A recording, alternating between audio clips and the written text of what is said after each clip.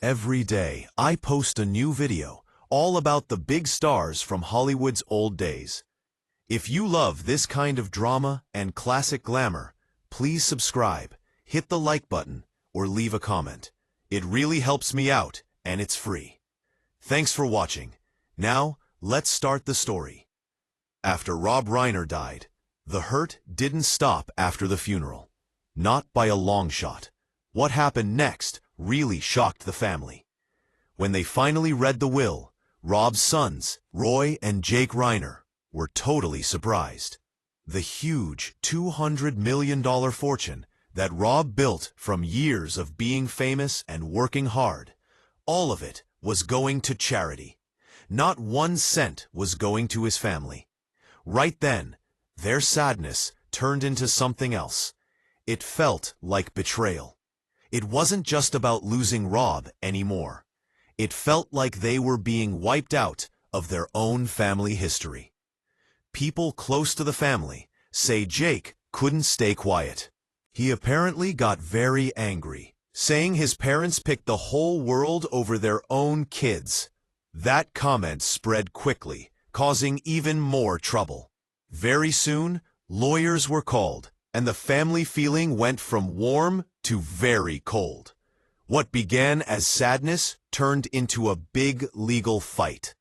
Behind the scenes, the Reiner family's personal problems, which they had hidden for years, started to come out one by one, pulling the public right into their private storm. And all of this happened just weeks after the very sad day of December 14, 2025, when Rob Reiner and his wife Michelle were found dead in their Brentwood home. Almost 2 weeks later, the family had a quiet, private funeral with no cameras, fans, or media. After the medical examiner finished, the bodies were officially released around December 19th. Jake Reiner, the oldest son, was the one named on the death certificates and the one who took his parents' ashes. Public records later showed that Rob and Michelle Reiner were cremated at Mount Sinai Mortuary, a well-known Jewish funeral home in the Hollywood Hills. What was supposed to be about family legacy had now become a story of sadness, quiet and shocking decisions. The Reiner family followed Jewish tradition, handling the burial quickly, privately, and with respect. Even though they were hurting, Roy and Jake chose to keep it quiet. No press, no cameras, no drama. Just family together in silence, saying goodbye with tears. After the cremation, the ashes were brought to Jake's house for a while. It was their way of feeling close to their parents in those first, very hard days. But this peace didn't last long. People who know the family say they still haven't agreed on a final place for the ashes. They've talked about scattering them somewhere special or putting some in a family plot, but nothing is decided. Then, suddenly, things changed. Cameras caught Roy and Jake going into a famous law firm in Beverly Hills, the kind that handles big Hollywood inheritance fights.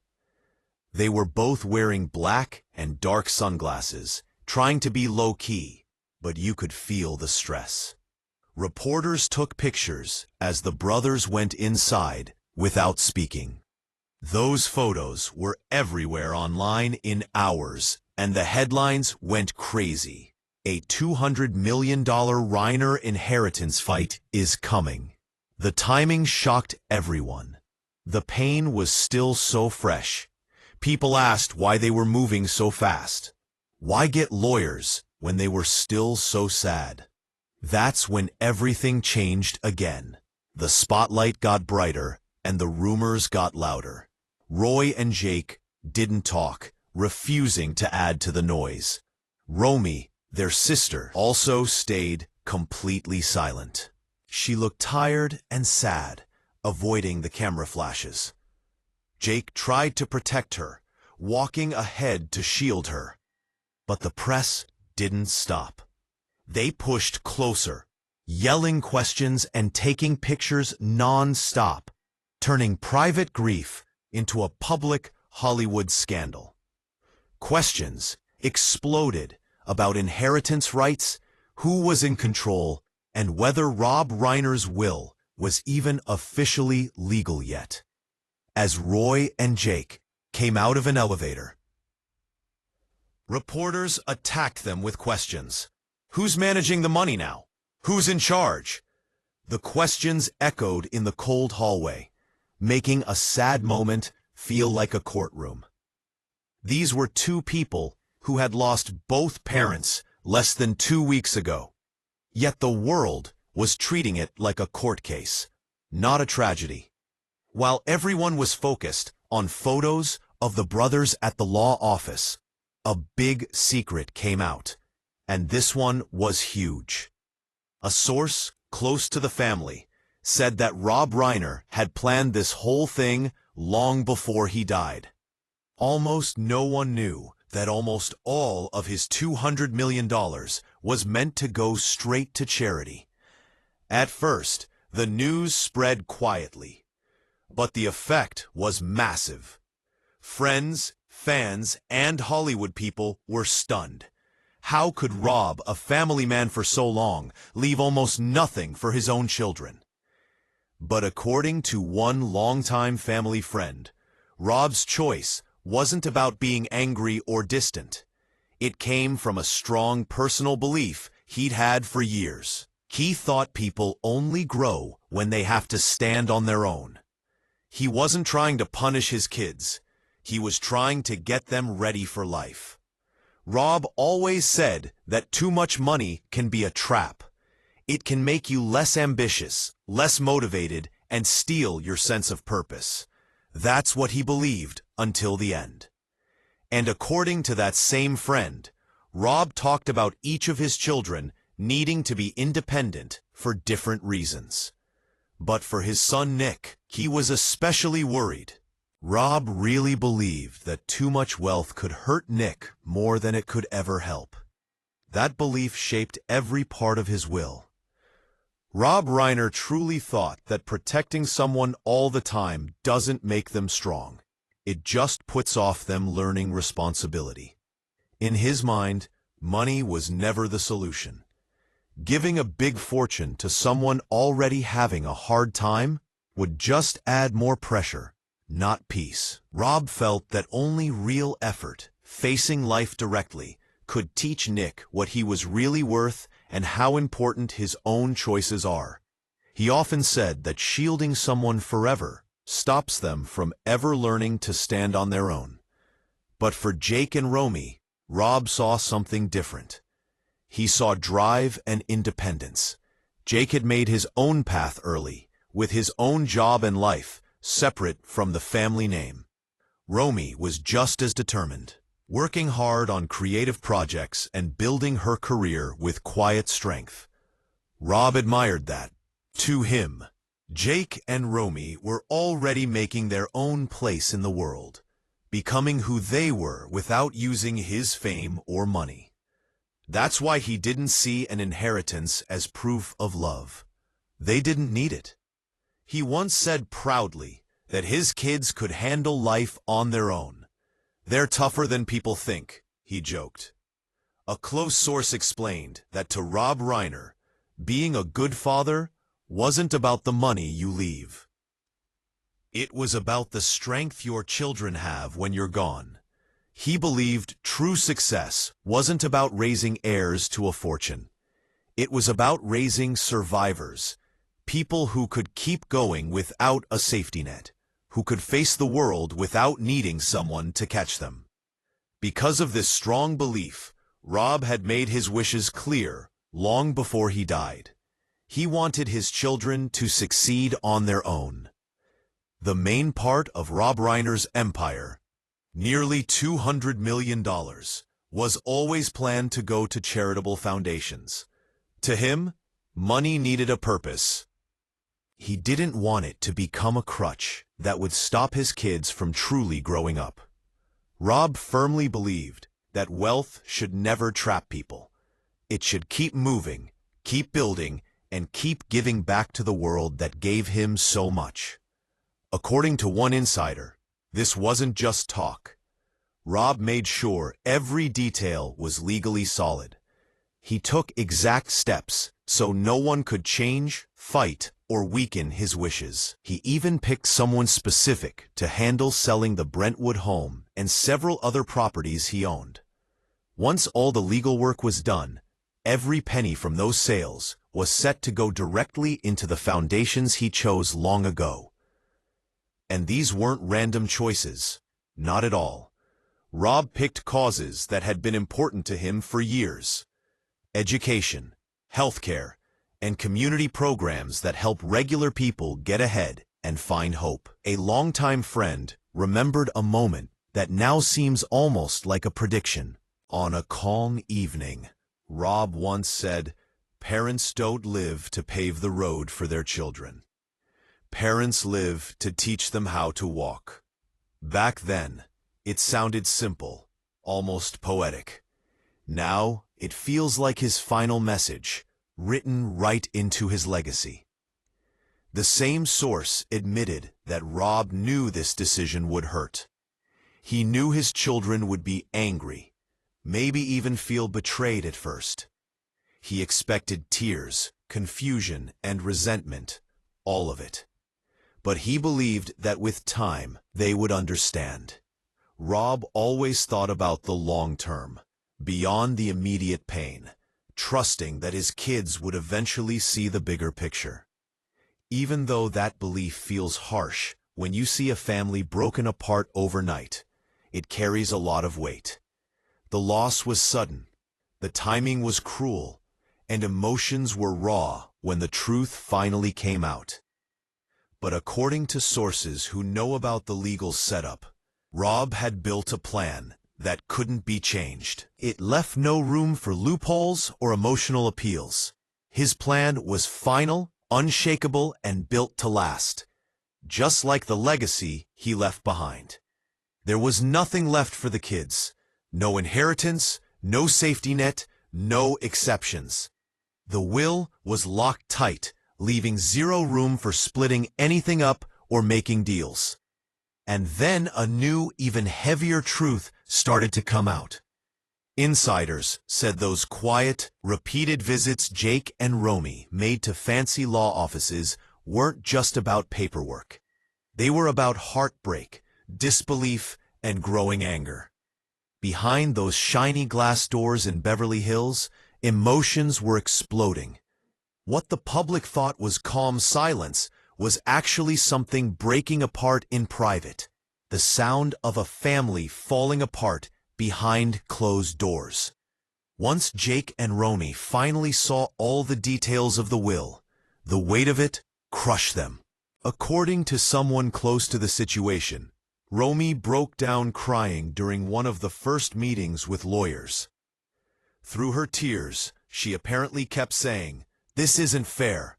This isn't fair," over and over.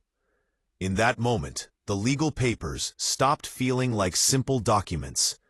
They felt like a betrayal written in ink. The source said Romy felt invisible, like her grief didn't matter, like she'd been written out of her parents' story completely. Jake, on the other hand, reacted with fire instead of tears. People there said his anger was instant, fierce, and raw. He allegedly called his parents' decision selfish, saying they chose to give to the world and forgot their own family. Those words spread fast through legal circles and family friends. But according to insiders, that outburst wasn't about greed. It was pain talking. It came from feeling abandoned right when he needed his parents the most. Both siblings struggled with the idea of getting nothing. Not even a small gift or symbol to remember their parents by.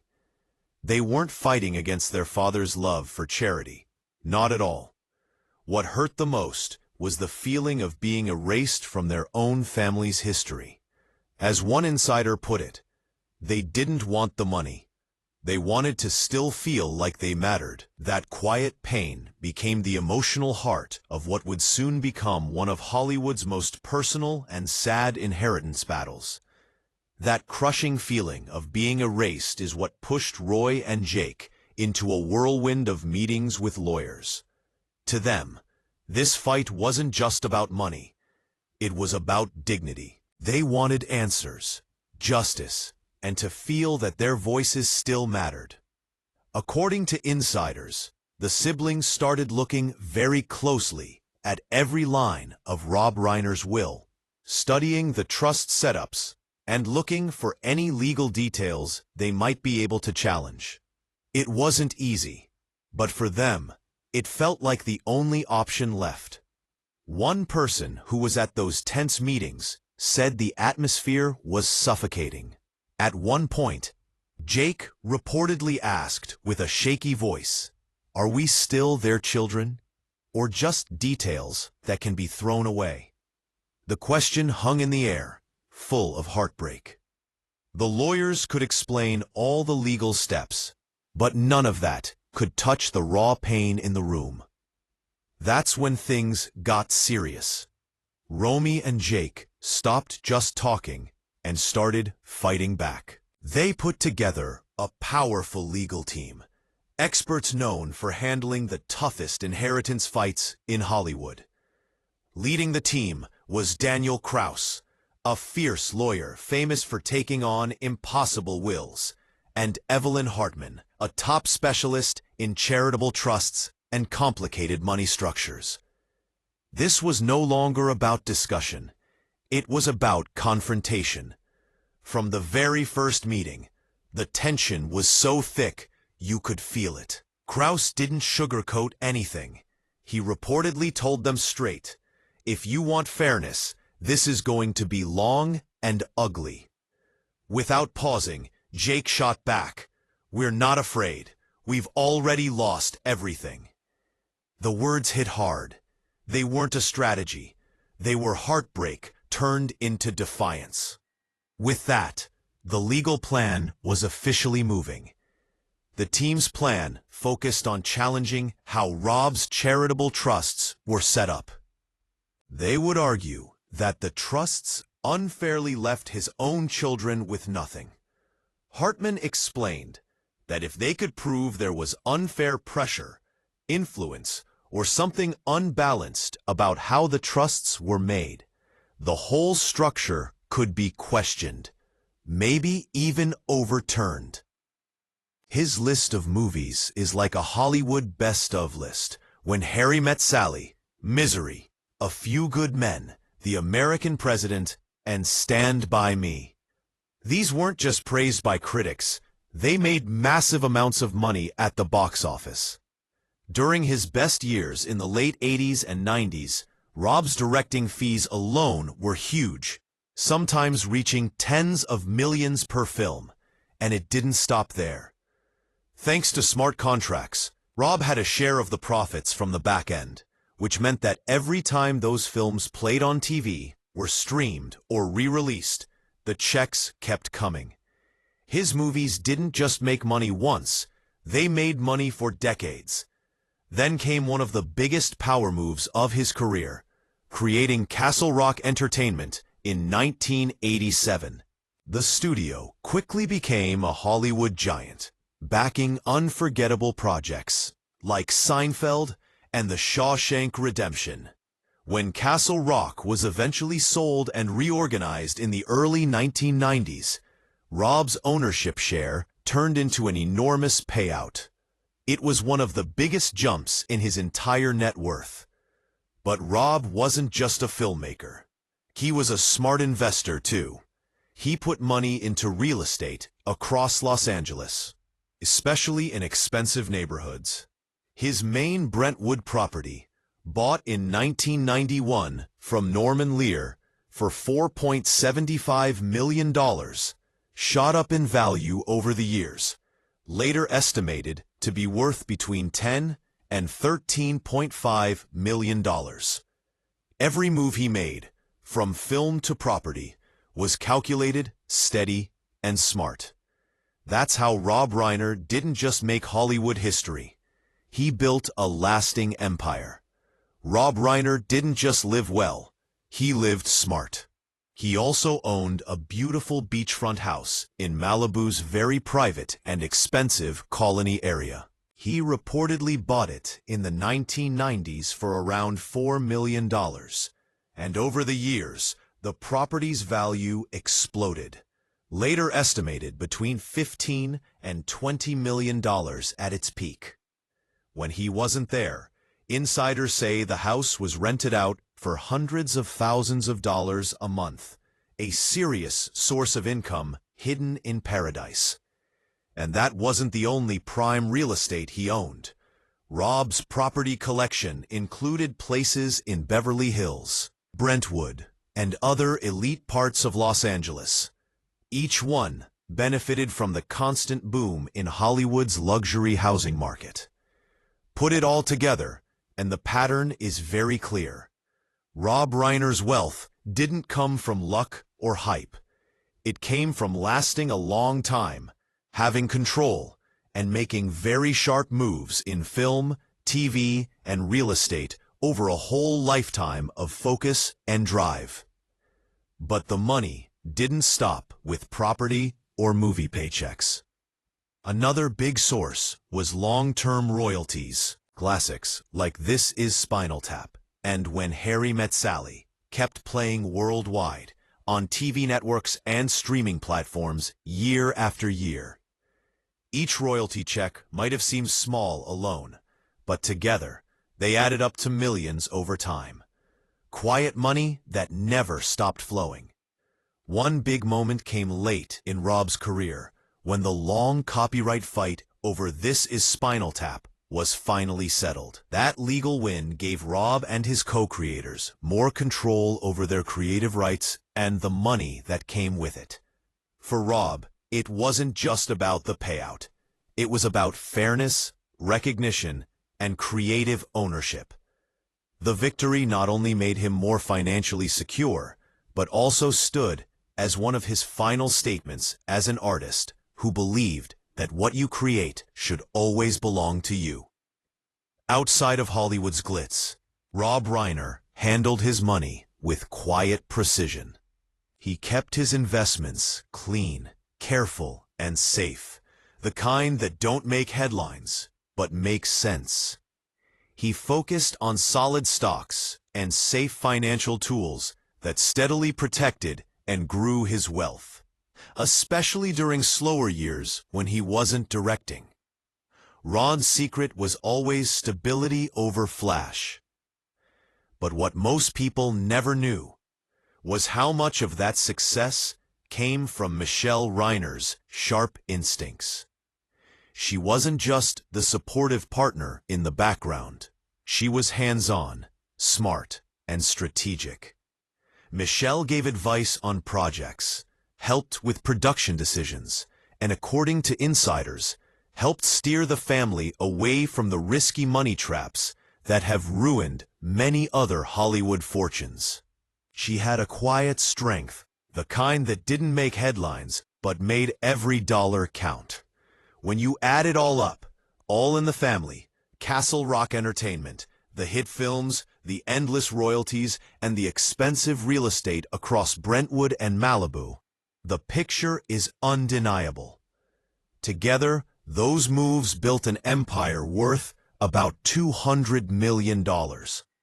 But here's where the irony hurts. The fortune that Rob and Michelle built so carefully over decades through storytelling, discipline, and vision didn't become a public obsession while they were alive. It only did after Rob was gone. And not because of how he earned it, but because of who he left it to. When the details of the will finally became clear, it didn't just shock the family. It hit like an emotional punch to the gut, turning one man's legacy into one of Hollywood's saddest family dramas. The whole Reiner estate, the product of decades of creativity, hard work, and success, ended up in the hands of charitable foundations. To many, that choice looked noble, even inspiring. But to those left behind, it felt painfully cold. On one side of that decision was the legacy of Rob Reiner, a man who built his life on compassion and purpose. On the other side were his children, still alive, still grieving, and still trying to understand where they stood in their father's heart. Was this Rob's final act of love? A belief that independence was the greatest gift he could give? Or was it a decision shaped by distance, silence, and years of emotional disconnect? A family that somehow never found its way back to each other. Those questions still haunt this story. Where does justice really live here? With the caring ideals Rob defended so passionately his whole life, or with the heartbreak of children who felt left behind when they needed comfort the most? The truth isn't simple. Legal papers may close an estate, but emotional wounds don't close so easily. Even now, the Reiner story sits in that uncomfortable space between admiration and pain, between legacy and loss. It's a reminder that behind every great success, there are always untold feelings, quiet doubts, and people still looking for peace. Thank you for staying to the end of this story, one filled with contradiction, legacy, and quiet heartbreak. If you have your own thoughts about Rob Reiner's will and the questions it leaves, please share them in the comments below. And if you want more deep looks into the hidden stories of powerful families, shocking choices, and legacies that won't rest, please like, subscribe, share, and turn on notifications. From that point on, the siblings' plans were no secret. They were ready to take the fight public, no matter how messy it got. The tension finally snapped when Jake reportedly slammed his hand on the table, his voice cutting the silence. "The foundation should not stand as the sole legacy," he shouted. "This is my parents' life, not a monument to how they wanted to look." His frustration filled the room like thunder, echoing all the hurt and disbelief he'd been holding in.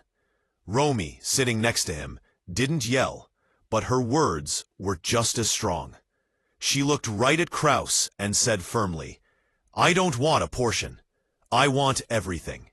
If they were alive, maybe I'd understand, but they're gone, and we were left with nothing." Her voice shook, but her stare never broke. It wasn't greed, it was grief turning into defiance. Kraus didn't hold back either. He warned them bluntly that going after the foundations could destroy how the public saw them in an instant. "If you go after this," he said, "you'll be painted as villains." But Jake's answer was ice cold. "Public opinion isn't my family." The words hit like a final blow, setting the tone for everything next. In that moment, sources say the line between justice and bitterness blurred completely. What started as heartbreak was now spiraling into a fight about legacy, identity, and truth.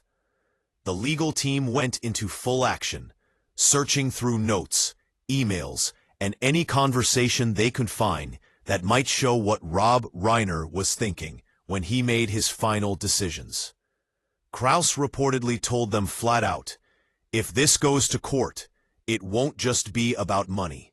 It'll be about tearing apart an entire moral legacy." And that's where the bitter irony was.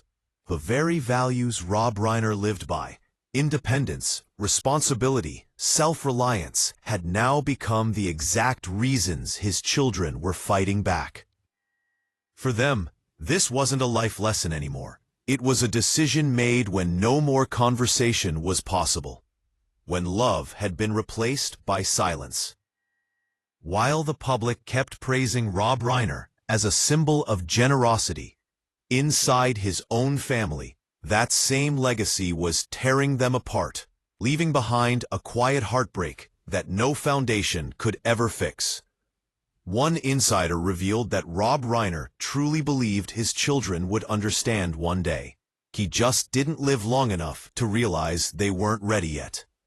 Rob and Michelle Reiner weren't just people who talked about caring. They turned it into real action. Their names were on projects that had budgets, teams, and real impact in communities that needed help. For decades, Rob and Michelle were seen as one of Hollywood's most caring and socially active power couples. They really wanted to help children, improve early education, and fight for equality. They didn't just talk about change. They built it, step by step, with a passion that went far beyond red carpets or movie premieres. Their most famous project was the I Am Your Child Foundation, a major organization focused on early childhood development, especially the important years from birth to age 3. Through strong educational programs and well-watched shows like I Am Your Child and The First Years Last Forever, the Reiners brought real science and emotional truth straight to the public. With big names like Tom Hanks and Oprah Winfrey hosting, the message reached millions and completely changed how parents and teachers saw early development. But that's exactly what makes this whole story hurt so much more. A legacy built completely on compassion and care had somehow become the center of a painful family split. What was once a symbol of hope and responsibility had become tangled in loss, silence, and raw emotion. Ideas that no longer comforted the ones left behind. And Rob didn't stop there. Building on that momentum, he founded Parents Action for Children, an advocacy group with a big goal: to bring brain science and child psychology right into politics. He wanted lawmakers to stop just talking about the future and start funding it, pushing California's government to really invest in young kids and low-income families for lasting change. Rob Reiner's vision was very clear. He wanted his legacy to lift up others, but the cruel twist was that the same values that built that legacy were now the very things breaking his own family apart. She was the quiet force behind everything they built. While Rob was often the public face, Michelle was the one making connections behind the scenes, linking donors, researchers, and lawmakers, making sure big ideas actually changed lives. Her work turned compassion into real action. One of the biggest moments came with Proposition 10, a big campaign Rob led that put a tax on tobacco to fund California's First Five program. The results were huge. Billions of dollars went into healthcare, education, and full development for children under 5. Experts still call it one of those rare times when activism, government policy, and public support all came together perfectly. A real win for progress and equality. But Rob didn't stop there. In 2008, he helped start the American Foundation for Equal Rights, the group that directly challenged Proposition 8, the California law that banned same-sex marriage. That bold legal fight didn't just shake the state. It helped lead to the big 2015 Supreme Court ruling that made same-sex marriage legal across the entire United States. And through it all, Michelle was always there, running media plans, coordinating campaigns, and getting support from Hollywood's biggest stars. She worked hard with artists, producers, and activists, turning passion into progress. She wasn't looking for attention. She was powering the cause from behind the scenes. Together, the Reiners gave a lot of money to public education programs, mental health services, and addiction recovery efforts. Much of this giving was kept quiet on purpose. Rob used to say, "Charity doesn't need applause. Impact matters more than recognition." That was his rule.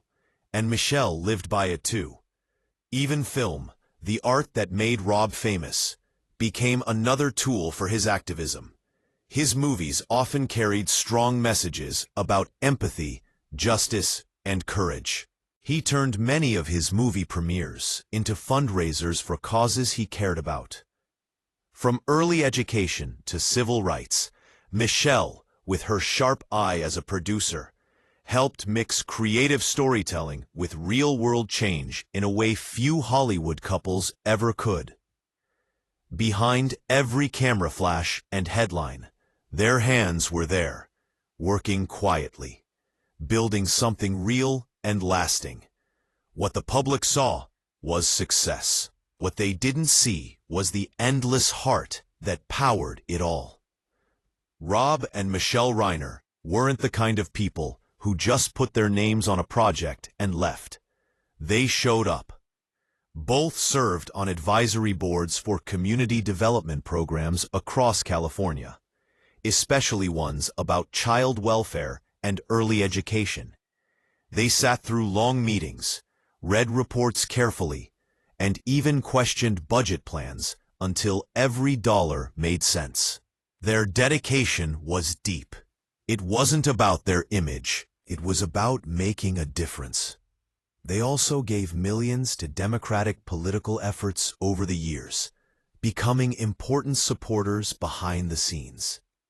The Reiners held big fundraisers for major political people like Al Gore, Hillary Clinton, and Joe Biden, shaping talks about policy and equality right from their own home.